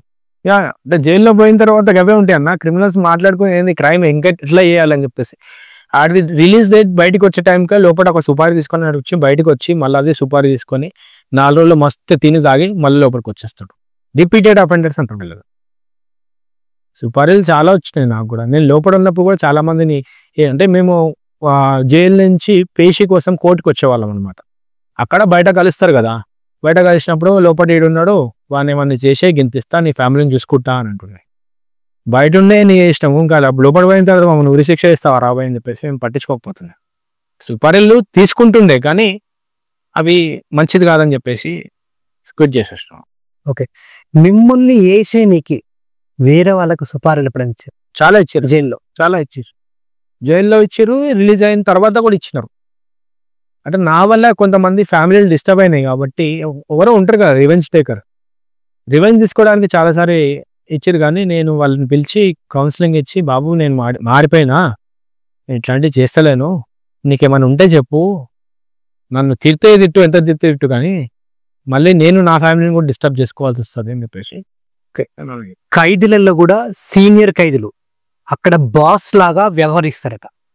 కొత్తగా వచ్చిన ఖైదీలకి అంటే ఇప్పుడు కాలేజీలో ర్యాగింగ్ ఎట్లా చేస్తారు, ఖైదీలను కూడా మీరు ఆ విధంగా ర్యాగింగ్ చేయడం? చేస్తున్నా, చాలాసార్లు చేస్తున్నా. ఎటువంటి పనులు చేపిస్తారు వాళ్ళతో? అంటే రాగానే ఫస్ట్ జాడు పట్టిస్తుండే, జాడు తీసుకురా, జాడు కొట్టు, మొత్తం బ్యారక్ మొత్తం తుడవాలి, ఫ్యాన్లు తుడవాలి, వాష్రూమ్లో కడగాలి. ఇంకోటి ఏంటంటే వాష్రూమ్ కూడా బ్రష్ తో కాకుండా చేయితోటే కడిగిస్తారు, నిజమా? చెయ్యి అంటే అది మనం ఇప్పుడు బాసనలు కలుగుతాం కదా, క్లీనింగ్ చేస్తాం కదా, దానికి ఒక ఇది ఉంటుంది, ఏమంటారు, బ్రష్ లాగా ఉంటుంది, ఆ బ్రష్ తోటి కడిగిపిస్తుండే. అడిగిపించి అంటే వాడికి, మాకు కూడా ఆర్డర్స్ ఉంటుండే అనమాట. వేరే వాళ్ళు చెప్తుండే, అరే వీడేమో చేసేసి వచ్చిండ్రా, వీనికి జైలు అంటే చూపించాలి, లేకపోతే వీడు హుషారైపోతాడు అని చెప్పేసి అనుకుంటుండే. అంటే మా పర్సెప్షన్లో మేము అట్లా ఖైదీలు అట్లా మాట్లాడుకుంటుండే అనమాట. అట్లా కొత్తగా వచ్చిన ఖైదీలకి అంటే వాళ్ళ కుటుంబాలతో మాట్లాడడానికి ఒక్క ఫోన్ కాల్కే 3,000 రూపాయలు తీసుకుంటాను మీలాంటి సీనియర్ ఖైదీ. ఈవెన్ నా దగ్గర కూడా తీసుకున్నారన్న. ఎంత? డిపార్ట్మెంటల్ కాదు, 3,000 రూపాయలు ఒక్కొక్క ఫోన్ మాట్లాడడానికి ఇంట్లో. అంటే పెద్ద పెద్ద రౌడీ షీటర్లు ఉంటారు కదా, వాళ్ళకి అప్పుడు అంటే డిపార్ట్మెంట్కి తెలియకుండా వాళ్ళ దగ్గర ఫోన్లు వస్తుండే. అది ఏ రకంగా వస్తుందో అది నాకు సంబంధం లేదు, కానీ ఫోన్లు వస్తుండే. వచ్చిన తర్వాత వాళ్ళు దాంతో వ్యాపారం చేస్తుండే. ఫోన్ వీడియో కాల్ మాట్లాడడానికి 3,000, అది కూడా 3 నిమిషాలే. మళ్ళీ మాట్లాడాలంటే మళ్ళీ 3,000. డిపార్ట్మెంట్ వాళ్ళ దగ్గర ఉంటుంది ఫోను, మీ ఇంట్లో వాళ్ళకి మాట్లాడుకో, ఫోన్లో టెలిఫోన్లో మాట్లాడుకో, టోకన్లు ఇస్తారన్నమాట. అంటే వారానికి 2 సార్లు మాట్లాడుకోవచ్చు. కానీ సాటిస్ఫై కాకపోతుండే, అందులో అన్నీ చెప్పలేం కదా, నాకు ఇట్లా ప్రాబ్లం అవుతుంది అని చెప్పేసి అక్కడి నుంచి పెడుతుంది. కానీ ఇప్పుడు డీజీ వీకే సింగ్ వచ్చిన తర్వాత అవన్నీ కట్ అయిపోయాను. సీనియర్ మోస్ట్ ఎవరైతే ఖైదీ ఉంటాడో మీకు బాస్గా, ఆయన దగ్గర కూడా ఫోన్ ఉంటుంది మాట్లాడడానికి అని చెప్పి ఉంటుండే, సీక్రెట్ గా ఉంటుండే. ఎట్లా ఎవరిస్తారు? ఎట్లా వస్తుంది అంటే ఇంకా వాళ్ళ ఇన్ఫ్లుయెన్స్ అన్న, వాళ్ళు ఏ రకంగా తెప్పించుకుంటారో అని మనకు తెలియదు కదా. పొలిటికల్ ఇన్ఫ్లుయెన్స్ ఉంటుంది కొంతమందికి, కొంత డిపార్ట్మెంట్ ఇన్ఫ్లుయెన్స్ ఉంటుంది. కానీ నేను మాత్రం చూడలేదు ఎట్నుంచి నుంచి వచ్చింది అని చెప్పేసి. తెలిసినా కూడా చెప్పలేను, కొన్ని విషయాలు తెలిసినా కూడా చెప్పలేను, చెప్పకపోవడమే మంచిది. మరి వాళ్ళు మీతో అంటే మీరు వెళ్ళినప్పుడు మీతో ఎటువంటి పనులు చేయించారు అన్న? స్టార్టింగ్ లో పోయిన తర్వాత జైలు ఎవరికి జైలు, అందరికి జైల్లో ఉన్న ఫార్మాలిటీస్. ఇది ఎవరైతే బాస్గా వివరిస్తున్నాడో ఆయన మీతో ఎటువంటి పనులు చేయించి? స్టార్టింగ్ లో ఇప్పుడు నేను చెప్పినట్టే వాష్రూమ్లు కడగాలి, ఫ్యాన్లు చూడవాలి, అంటే ప్రతి ఒక్కరు ఒక బాధ్యత తీసుకోవాలి. కాకపోతే నాకు వాళ్ళు బయట నుంచే పరిచయం కాబట్టి నాకేం పనులు చెప్పలేను. అంటే తెలియని వాళ్ళు ఒకసారి చెప్పిర్రు, తెలుసుకున్నారు, అన్న తప్పైపోయిందన్నా, నువ్వు ఈ మనిషి అని తెలియదు నాకు అని చెప్పేసి లైట్ తీసుకున్నాను. అన్న పరిచయాలు ఉంటాయి లోపల, చాలా పరిచయాలు ఉంటాయి. మీకు అందులో పరిచయమైన ది మోస్ట్ వాంటెడ్ రౌడీ కావచ్చు, క్రిమినల్ అయ్యి ఉండొచ్చు, ఎవరు ఉన్నారన్న? ఇప్పుడు సిటీలో ఎంతమంది డౌన్లు ఉన్నారో వాళ్ళందరూ నాకు పరిచయం, జైల్లోనే పరిచయం. బయటికి వచ్చిన తర్వాత ఆ పరిచయాలన్నీ లోపల పరిచయాలు లోపలనే మర్చిపోతాం. బయటికి వచ్చిన తర్వాత అవే పరిచయాలు పెట్టుకున్నామంటే మన లైఫ్ కంపల్సరీ ఖరాబ్ అవుతుంది. ఈ జైలు జీవితం మీకేం నేర్పించింది? నరకం నరకము ఎక్కడో లేదన్నా, చనిపోయిన తర్వాత. అంటే మన వాళ్ళందరినీ ఇడిచి చనిపోతేనే పైకి నరకం పోతామంటాం, స్వర్గానికో నరకమో. పైనకి పోయిన తర్వాత మనం చేసిన తప్పులన్నీ అనుభవిస్తామంటాం, ఇక్కడే అనుభవిస్తామన్నా. అంటే జైలు ఎట్లుంటుంది అంటే వాతావరణం చాలా బాగుంటుంది, అక్కడ పొల్యూషన్ ఉండదు, అంటే మనని ఒకటి కంట్రోల్ చేయడానికి కొంతమంది ఉన్నారు. బయట ఈ పొల్యూషన్ ఇవన్నీ అంటే డిఫరెంట్ మనుషులు ఉంటారు. మనం జైల్లో ఒకటే రకమైన మనుషులు ఉంటారు, క్రైమ్ హిస్టరీ ఉన్న క్రిమినల్స్ ఉంటారు. సో ఏమైపోతుంది అంటే మన వాళ్ళందరూ ఉండి కూడా మనం ఒంటరి అయిపోయినాం కదా, ఇదే నరకమేమో అని అనిపిస్తుంది. టైమింగ్స్ ఎట్లుంటాయి జైల్లో? మార్నింగ్ 6 to 6 అంటే మార్నింగ్ అన్లాక్ చేస్తారు 6 గంటలకి, సాయంత్రం లాకప్ చేస్తారు 6 గంటలకు. 6 గంటలకు. సో అంటే నేను కొన్ని ఇంటర్వ్యూస్లో కొందరు ఖైదీలు మాట్లాడారు 6 గంటల తర్వాత కూడా బయట తిరుగుతాం అని. అది సాధ్యమా? ఎవ్వరికి సాధ్యం కాదన్న. ఈవెన్ సీఎం కానీ పిఎం కానీ ఏదైనా క్రైమ్ చేసి లోపలికి వస్తే 6 గంటలకు లాకప్ కంపల్సరీ.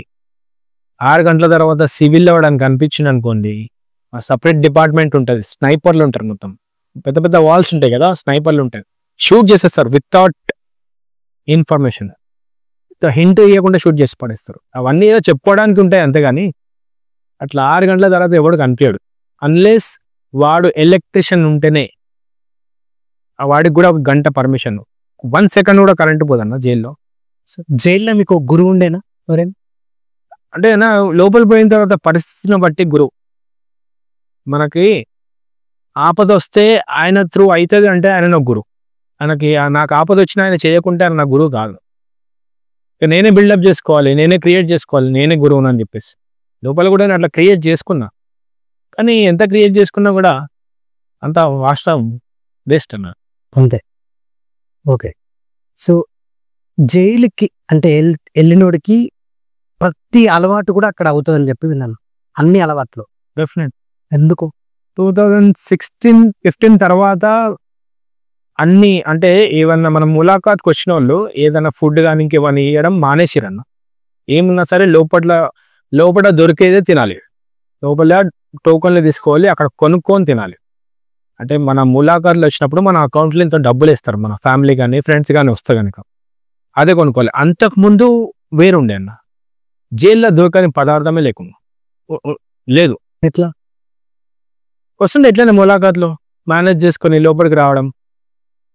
లోపల చెప్తున్నా, లోపలనే గాంజా ఉంటుండే, లోపలనే మందు దొరుకుతుండే, బీడీలు దొరుకుతుండే, సిగరెట్లు దొరుకుతుండే, ఎట్లాంటివి అంటే అట్లాంటివి దొరుకుతుండే. 2015 లోపల కూర్చొని చెప్తున్నాను నేను. సో అప్పుడు అనిపిస్తుండే అరే బయట దాచుకొని తిరిగే బదులు మా ట్రెడ్నెస్ ఉన్నప్పుడు మాత్రం మేము జైలు ఎంచుకుంటున్నాను. ఆడికి పోతే సుఖం ఉండొచ్చు, మంచి పీస్ఫుల్ లైఫ్ రా నాయన. ఇప్పుడు మనం ఎట్లా కూర్చున్నాం ఇక్కడ పీస్ఫుల్గా, అక్కడ కూడా అట్లనే పీస్ఫుల్గా ఉంటుంది అని చెప్పేసి పోతుంది. ఈ రోజున్న కోపం రేపు ఉండదు కదా, అపోజిషన్కే అనుకొని జైల్లో పోయి మంచిగా పుర్సత్తుగా ఉంటుండే. సో మీరు ఉన్న చోట ఉండి కూడా ఏ పనైనా చేయించగలుగుతారు, అంత ఇన్ఫ్లుయెన్స్ అంతేంటి మీకు? చేయించగలుగుతారు అంటే మంచి పనులకు ఇప్పుడు చేస్తున్నాను. అంటే అంత పెద్ద సర్కిల్ మీరు? సర్కిల్ చాలా ఉంది అన్న మనకి. అంటే మీ వెనక ఎవరైనా మోస్ట్ వాంటెడ్ డాన్ ఎవరైనా ఉన్నాడా? లేదన్న, అట్లేం లేదు. నేను క్రియేట్ చేసుకుంటే నాకు ఆటోమేటిక్గా పరిచయాలు పెరిగిపోయినాయి. పరిచయాలు పెంచుకోవాలని పెంచుకున్నా, కానీ ఒక్కటి మంచి కోసం యూజ్ చేయలేదు. ఇప్పుడు అదే మంచి కోసం యూజ్ చేస్తున్నాను నేను. అంతే. ఇదంతా బాగానే ఉంది, కానీ జైల్లో చదువుకోవడం కాన్సెప్ట్ ఏంటి? మీరు BA MA సైకాలజీ చేసి వచ్చారని విన్నాను. హౌ? అంటే చదువుని ఎవరు ఆపలేరన్న. ఏ డిపార్ట్మెంట్ అంటే క్రిమినల్ అయినా సరే మంచోడైనా సరే చదువుకోని వాడని కూడా ఒక ఆపర్చునిటీ ఇస్తే చదువును ఆపలేరు అని చెప్పేసి డాక్టర్ బీనా చింతల్పురి చెప్పింది మేడం. ఆమె వల్లనే నేను మారడానికి కారణం నేను. ఇంత కరుడు కట్టిన క్రిమినల్ మైండ్ ఉన్న మీరు అంత ఈజీగా ఎట్లా మారిపోయారు? నాకు స్టేజ్ వచ్చిందంటే ఎట్లా వచ్చిందంటే ఇక నా లైఫ్ నేను ఖతం చేసుకోవాలి, అని చెప్పేసి స్టేజ్ వచ్చింది. ఆ సిచ్యువేషన్లో నేను చెప్పిన కదా ఇంకొకటి చనిపోయింది అని చెప్పేసి, జైల్లో సూసైడ్లు ఎక్కువ అవుతున్నాయి, క్రిమినల్స్కి కౌన్సిలింగ్ కావాలని చెప్పేసి డాక్టర్ బీనా చింతల్పురి మేడంని, ప్రొఫెసర్ ఆమెను పిలిచిర్రమ్మా. ఎవరు? డీజీ VK సింగ్ సార్ పిలిచారు. అయితే మేడం కండిషన్ పెట్టింది. ఏం పెట్టిందంటే నేను కౌన్సిలింగ్ ఇస్తా, బట్ మీరు కొంచెం స్ట్రిక్ట్ ఆఫీసర్ ఉండాలి. అంటే నేను ఇచ్చే పద్ధతి ఎట్లుండాలంటే వాడికి ఎట్లాంటి అంటే లోపల చెడిపోయే పదార్థాలు దొరకద్దు. చాలా స్ట్రిక్ట్ చేసి పిలిచింది మేడం. ఫస్ట్ డే పిలిచిన తర్వాత అనిపించింది మాకు, తీసుకుపోయి చైర్లలో కూర్చోబెడుతుర్రు, మన దగ్గర ఇంకేమైనా ఇన్ఫర్మేషన్ లాగాలనుకుంటున్నారేమో అనుకున్నా. దాని తర్వాత మేడంకి ఒక క్లాస్ తీసుకుంటుంటే అనిపించింది, అరే నా లైఫ్ చాలా బాగుంది కదరా, నేను చనిపోదాం అనుకున్నాను నిన్న, ఈ మేడం రాకపోతే నిజంగా చనిపోతుండే, లైఫ్ ఖరాబ్ చేసుకుంటుండే, నా ఫ్యామిలీకి దిక్కవరు అని చెప్పేసి అనుకున్నా. నిజంగా ఆమె మేడం వచ్చిన తర్వాత ఎట్లాంటి అంటే ఇంట్రెస్ట్ వచ్చినాయి అంటే నాకు బయటికి వచ్చిన తర్వాత నేను బతకగలను, బియాండ్ జైలు వేరే లైఫ్ ఉంది అంటే మేమేమనుకుంటున్నా అంటే జైల్లో నుంచి బయటికి వచ్చిన తర్వాత సొసైటీ మమ్మల్ని యాక్సెప్ట్ చేయదు అనుకుంటున్నాను. కానీ సొసైటీ ఎట్లుంటుంది అంటే నరం లేని నాలుకన్నా చాలా మాట్లాడుతుంది. నువ్వు మంచి చేయి మంచి మాట్లాడుతుంది, చెడు చేయి చెడు మాట్లాడుతుంది. అంటే ఇంకొకటి ఏం రకంగా చెప్పాలంటే నువ్వు ఏం చేసినా కూడా సొసైటీ నిన్ను వేలు పెడుతూనే ఉంటుంది.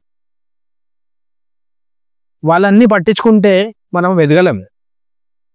అందుగురించి అది ఫస్ట్ ఇగ్నోర్ చేసి నువ్వు ఫస్ట్ మారడానికి ప్రయత్నించు అని అన్నది. ఇక్కడ ఫిక్స్గా ఇవన్నీ అసెస్మెంట్స్ నేను చేపిస్తా, కానీ ఇక్కడ ఫిక్స్ నువ్వు మారాలనుకుంటేది ఇక్కడ ఫిక్స్ అయితే ఖచ్చితంగా నువ్వు మారుతావు అన్న. It's been 8 years.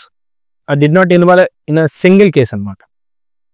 అంటే చాలా మంది వస్తున్నారు, నువ్వు ఈ కేసు చేసినావు ఆ కేసు చేసినావు అంటే ప్రూఫ్లు చూపెట్టు, నేను చేసినాయి, నేను ఒప్పుకుంటా, మళ్ళీ జైలుకి పోవడానికి రెడీ ఉన్నా, కానీ నేను తప్పు చేయండి నేను పోను జైలుకి, దానికోసం ఎక్కడికన్నా పోతా. సో ఇప్పుడు మీరు నిజంగా మారిపోయారు. మారిపోయానన్నా. సో మారిపోయి ఇప్పుడు మళ్ళీ జనజీవన స్రవంతిలో కలిసిపోయారు, అంటే సామాన్యుడిలాగా, ఒక సామాన్య కామన్ మ్యాన్గా నేను లైఫ్ లీడ్ చేస్తున్నా. ఫైనల్గా. అంటే ఇది నేను విన్నా చూసిన, ఇంత కరుడుగట్టిన మెంటాలిటీ, ఇంత క్రిమినల్ అయి ఉండి మీరు ఈరోజు కొన్ని వేల మంది మీలాంటి కరుడుగట్టిన క్రిమినల్స్ని సామాన్యులుగా చేస్తున్నారు. నిజంగా హ్యాట్స్ ఆఫ్ టు అన్న, సీరియస్లీ. అసలు ఇది మామూలు విషయం కాదు. అంటే ఇన్ని ఎలిగేషన్స్, ఇన్ని మీ మీద ఇన్ని రౌడీ షీట్స్, ఇన్ని మర్డర్ అటెంప్ట్ మర్డర్లు, మీ మీద వెపన్స్తో ప్రయత్నము, మిమ్మల్ని ఎన్కౌంటర్ చేయాలని ఇన్ని జరిగినాక ఒక మనిషి వేరే సెషన్లకు వెళ్ళిపోతాడు. మళ్ళీ మీరు అంటే ఒక కొత్త జీవితాన్ని ఎంచుకొని నాలాగా ఎవరు కాకూడదన్న ఒక మంచి ఆలోచనతోటి, ఒక మంచి సంకల్పంతో మీరు మరో కొత్త లైఫ్ స్టార్ట్ చేసి ఎంతో మందికి మరో అంటే పునర్జన్మ అనాలా దాన్ని, ఇంకా కొత్త జీవితం అనాలా నాకు అర్థం కావట్లేదు. కానీ నిజంగా హ్యాట్స్ ఆఫ్ టు యూ. మీలాంటి వాళ్ళు ఇంకా సొసైటీలో చాలామంది రావాలి, వస్తే ఇటువంటి ఖైదీలు, ఇటువంటి మానభంగాలు, అత్యాచారాలు ఇవన్నీ కూడా జరగవు మాకు తెలిసి. సో సీరియస్లీ ఆ సెషన్లో నాకు ఒక్కసారి పాల్గొనాలని, డెఫినెట్గా ఎప్పుడైతే తీసుకెళ్తారో నేను వస్తాను డెఫినెట్గా. సో ఇప్పుడు మీరు ఒక కరడుగట్టిన ఖైదీల్ని మారుస్తున్నారు. ఎస్, మీ ఈ ప్రయాణంలో ఇప్పుడు ఎంతోమంది రేపులు చేసి, హత్యలు చేసి, ఇంకా రకరకాలుగా చంపి, కొందరు అంటే చంపకుండా అంటే వారి మీద కేసులు లేకుండా కూడా ఆ కేసులు వాళ్ళ మీద తోసి వచ్చిన కూడా చాలామంది రకరకాల ఖైదీలు ఉంటారు. వీళ్ళ మెంటాలిటీ ఎట్లుంటుంది అన్న? వీళ్ళు పైన ఊరికే కేసులు వేయరన్నా. ఇప్పుడు రేప్ చేసి తోడు ఉంటాడు, వాళ్ళ మెంటాలిటీ ఏంటి? వాళ్ళు ఒకటే ఆలోచన ఉంటుంది, కామం. మారుతాడు, మారచ్చన్నా. మా క్లాస్కి వస్తే మా సెషన్స్ అయితే కంపల్సరీ మారుతాడు. ఎందుకంటే ఎగ్జాంపుల్గా మీ జీవితంలో జరిగింది, రేప్ చేసి జైలుకి వచ్చింది, మళ్ళీ రిమాండ్ అయ్యి మళ్ళీ బయటికి వెళ్ళిపోయాడు, బెయిల్ మీద వెళ్ళిపోయాడు. అట్లా మళ్ళీ రేప్ చేసిన వాళ్ళు అట్లా ఎవరు ఉన్నారా? ఉన్నారు కదన్నా. లాస్ట్ టైం 2018లో అనుకుంటా ఒకటి రేప్ కేసులు వచ్చిండు, పోక్సో కేసులు వేసిండు. వచ్చిన తర్వాత మరి మారిపోతా, పతివ్రతన అయిపోతా అది అని చెప్పేసి అన్నాడు. వాడు బయటికి ఇట్లా పోయిండో ఏదో అక్కడ పక్కన వైన్స్ ఉండే ఏదో ఉంది, అక్కడ దాగిండు. ఒక ఆమె చెత్త ఏరుకుని ఆమె కనిపిస్తే ఆమె కిడ్నాప్ చేసి పోయి రేప్ చేసి మళ్ళీ తెల్లారి తీసుకొని వచ్చాడు. అంతే. అంటే వన్ మైండ్లో ఏంటంటే ఫస్ట్ మాట చెప్పాలంటే ప్రతి స్టూడెంట్కి కానీ ప్రతి ఒక్క కామన్ మ్యాన్కి కానీ ఒకటే చెప్తున్నా, లా అవేర్నెస్ ఉండాలన్నా. లా అవేర్నెస్ లేకనే నేను గ్యాంగ్స్టర్గా మారినుండే, రౌడీగా మారినుండే. లా అవేర్నెస్ నాకు వచ్చింది అంటే ఈ కేసు వల్ల ఈ శిక్ష పడుతుంది, దీంతో పాటు ఎంతమంది లైఫ్లో ఖరాబ్ అవుతాయి అనేది మెయిన్గా మనిషికి తెలియాలి. ఒక లా అవేర్నెస్ అంటే లైఫ్ అవేర్నెస్ అనేది కనిపించాలి. అప్పుడే వాడు ఎట్లాంటి క్రైమ్ని దగ్గర తీసుకోడు. ఇది చెప్పాలంటే నన్ను కూడా బయట ఇప్పటికీ 8 years అవుతుంది చెప్తున్నా కదా, చాలా ఛాలెంజెస్ వచ్చినాయి అన్న. నాకు చాలా పిచ్చెక్కిచ్చారు ఒక్కొక్కరు జనాలు అలా మాటలతోటి. ఈ మర్డర్ చేసిన వాళ్ళ మెంటాలిటీ ఎట్లా ఉంటుంది అంటే చెప్తున్నా కదన్నా, ఫస్ట్ టైం జైలుకి పోతాడు వాడు. ఎవడన్నా ఫస్ట్ టైం జైలుకి వచ్చిండు అనుకోండి, మారితే ఫస్ట్ అటెంప్ట్లోనే మారాలాడు. మళ్ళీ సెకండ్ టైం మళ్ళీ ఏదైనా ఆలోచన ఉందనుకోండి, వాడు మారడు జీవితంలో మారడు. ఎందుకంటే వానికి ముద్ర వచ్చేస్తుంది వీడు క్రిమినల్ అని చెప్పేసి. వాళ్ళది కూడా థాట్ సేమ్ అట్లనే ఉంటుందన్న. లోపల పోయిన తర్వాత వాడు నిజంగా వేరే ఖైదీలతో మళ్ళీ ఇన్వాల్వ్మెంట్ అంటే బయటకు వచ్చిన తర్వాత కనెక్షన్ పెట్టుకుంటే మాత్రం కంపల్సరీ వాళ్ళ లైఫ్ ఖరాబ్ అవుతుంది. జైలుకి పోయినావు, జైలు దోస్తానా జైల్లో వదిలేసి బయటికి వచ్చి నీకంటే ఒక ఫ్యామిలీ ఉంది, ఆ ఫ్యామిలీతో నువ్వు ఎంత మంచిగా ఉంది చూడు, నీ లైఫ్ సెట్ అవుతుంది. నిన్ను డిస్టర్బ్ కూడా చేయరు, ఏ డిపార్ట్మెంట్ వాళ్ళు కూడా డిస్టర్బ్ చేయరు. ఈ జీవిత ఖైదీల పరిస్థితి ఏంటి? వాళ్ళు అన్ని కోల్పోయారు అన్న పాప. ఇంకేంటి వాళ్ళ లైఫ్ ఏంది అసలు? లైఫ్ టైం ప్రిజన్ పనిష్మెంట్ వాళ్ళకి. వాళ్ళతో ఎప్పుడైనా మాట్లాడారు? లోపలికి పోయిన తర్వాత వాళ్ళ రెస్పాన్స్ ఏముంటుంది? వాళ్ళు అన్ని అంటే హోప్లెస్ ఉంటారు అన్న, లైఫ్ని హోప్లెస్. వాళ్ళకి ఒకటే మా ట్రైనింగ్లో వాళ్ళకి ఒకటే నేర్పించడం, మీరు వైట్ షర్ట్ కన్విక్టెడ్ ప్రిజనర్స్ కదా, మీలాగా వేరే వాళ్ళని రానియకుండా చూస్తారా అని అంటే డెఫినెట్గా చూస్తాం మేడం అని అన్నారు. ఎందుకంటే ఇప్పుడు రిమైండ్కి పోయేసి వచ్చిన వాళ్ళు వాళ్ళకి ఒక అవకాశం ఉంది బయటికి వచ్చేదానికి బెయిల్ పైన. వీళ్ళకి బెయిల్ రావన్నా, వీళ్ళ బెయిల్ రావాలంటే ఒక 10 సంవత్సరాల తర్వాత వాళ్ళ బెంచ్ మీదకి వస్తుంది వాళ్ళ ఫైల్. అక్కడ కూడా చాలా ఇన్వెస్టిగేషన్స్ ఉంటాయి, ఇయ్యొచ్చా బెయిల్ ఇయ్యకూడదా. ఒకవేళ బెయిల్ వస్తే వాళ్ళు మారతారా? మాట్లాడారన్న 10 years కంపెనీ 10 years లోపల సగం జీవితం వేస్ట్ చేసుకుంటుంది కదా. నేను పోలీస్ స్టేషన్లో జైలు అని చెప్పి నేను 10-15 సంవత్సరాలు వేస్ట్ చేసుకున్నా. ఎట్లా పోయినారా 15 సంవత్సరాలు? ఆ 15 సంవత్సరాలు ఇప్పుడు నా హ్యాండ్స్లో ఉంటే, నా చేతుల్లో ఉంటే నా జీవితం మంచిగా చక్కదిద్దుకుంటుండే. నిజం చెప్పు. సో మీరు జైలు నుంచి విడుదలై బయటకు వచ్చిన విత్ ఇన్ మళ్ళీ ఆ ఫ్రాక్షన్ ఆఫ్ సెకండ్స్ నిమిషాలనే మళ్ళీ మీ మీద పీడీ యాక్ట్ వేసి వెంటనే లోపలికి పంపించు. అవును, రిమైండ్లో ఉండే ఆ రోజు బెయిల్ వచ్చింది. ఆ రోజే మళ్ళీ పోలీసు వాళ్ళు వచ్చి ఈ బాబు నీ మీద పీడీ యాక్ట్ చేస్తాం అనగానే సగం కోల్పోయినా అక్కడ. అంటే ఆ 9 monthsలో అది నాకు నిజంగా అనుభవం, చేదు అనుభవం. అది ఒక దిక్కు చెప్తే మంచిదే అనుకుంటా. 9 months నేను ఒక పగతోటి బయటకు వచ్చింది. నాకు బెయిల్ రాని ఓడోడు నన్ను ఇరికిచ్చిండో వాడిని వేసేద్దామని అనుకున్నా. చాలా మంది చాలా ప్రయత్నించారు నన్ను డిస్టర్బ్ చేయడాన్ని. అవి నేను చేయని కేసు అన్న. బయటికి వచ్చి కంపల్సరీ కొడుకులను ఎట్లా నరుగుదాం అని చెప్పేసి పగతోటి బయటకు వచ్చిండే. వచ్చి పీడీ యాక్ట్ పడ్డది నీకు అనగానే అబ్బా కొడుకులు మిస్ అయిపోయారా, నా మీద కంటే నేను వాళ్ళు మిస్ అయ్యారు అని చెప్పేసి అనుకున్నా. దాని తర్వాత మళ్ళీ భయం ఏర్పడింది లోపల. నాకున్న కోపానికి నేను ఎవరైనా ఏమని చేసి నేను కూడా లైఫర్ని అయిపోతానేమో, నేను బయటికి రానేమో అని అనుకున్నా. కానీ ఒక్కొక్క రోజు ఒక్కొక్క గంట ఒక్కొక్క రోజు అయిందన్న. పీడీ యాక్ట్ 12 నెలలు గడిచిందంటే ఒక 10 సంవత్సరాలు వేస్ట్ అయిందని అనిపించింది. లోపల కూడా వాతావరణం డిఫరెంట్ ఉంటుంది చెప్పాలంటే. ఒక్కొక్క కేసుని ఒక్కొక్క విధంగా ట్రీట్ చేస్తారు. ఒక మర్డర్ కేసులో పోండి, వానికి ఒక వాల్యూ ఉంటుంది. ఒక కిడ్నాప్ కేసులో పోతే వాడికి ఇంకొక వాల్యూ ఉంటుంది. ఒక దొంగతనం కేసులో పోతే ఇంకొక వాల్యూ ఉంటుంది.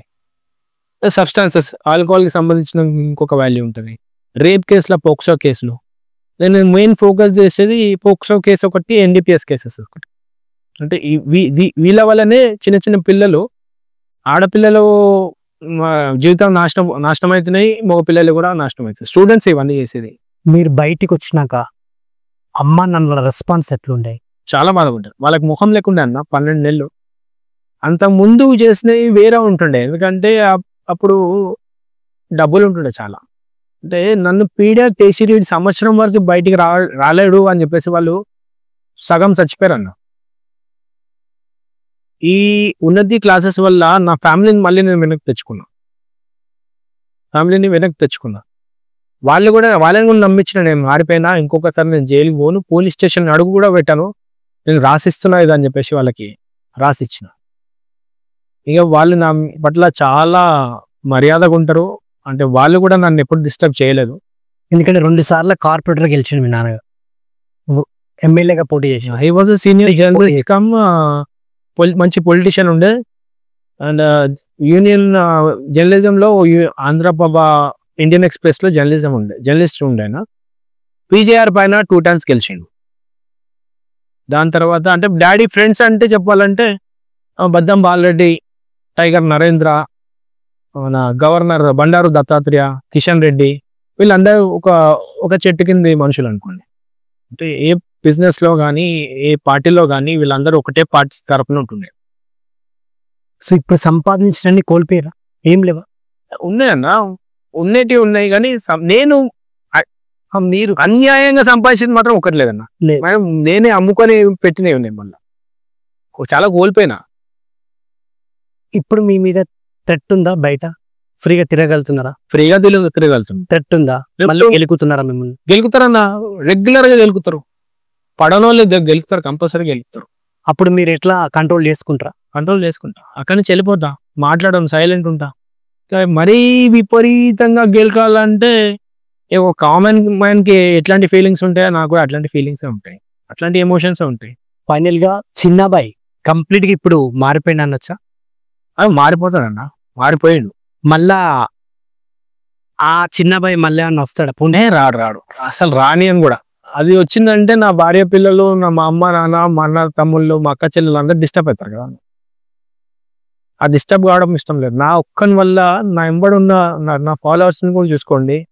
ఎవరికైనా మీరు సపరేట్ గా వాళ్ళు ఇంటర్వ్యూ తీసుకోవచ్చు. అన్న ఎప్పుడన్నా నన్ను కొట్టుమన్నాడా, ఆయన నోటి నుంచి వచ్చిందా అని అడగండి. అట్లా అన్న వీలైనంత వరకు వద్దు అని చెప్తాడు, లేదంటే చూద్దాం అని చెప్పి సైలెంట్ చేసేస్తాడు. అది అక్కడికి ఆపేస్తాడు తప్పించి స్టెప్ వేసుకోడు, వేరే స్టెప్ తీసుకోడు అని వాళ్ళకు ఒక నమ్మకం ఉంది. అందుగురించి ఈ రోజు కూడా నన్ను బయటికి వచ్చిన తర్వాత కూడా చాలా మంది నన్ను ఎక్కడెక్కడో ఇన్వైట్ చేస్తూనే ఉంటారు అనమాట. కానీ షో ఆఫ్ చేసుకోను అన్నది. నిజంగా ఎన్ని చెడు పనులు చేసినా చివరిగా ఎండ్ ఆఫ్ ది డే మీరు ఒక గుడ్ అచీవ్మెంట్ రీచ్ అయ్యారు సీరియస్లీ.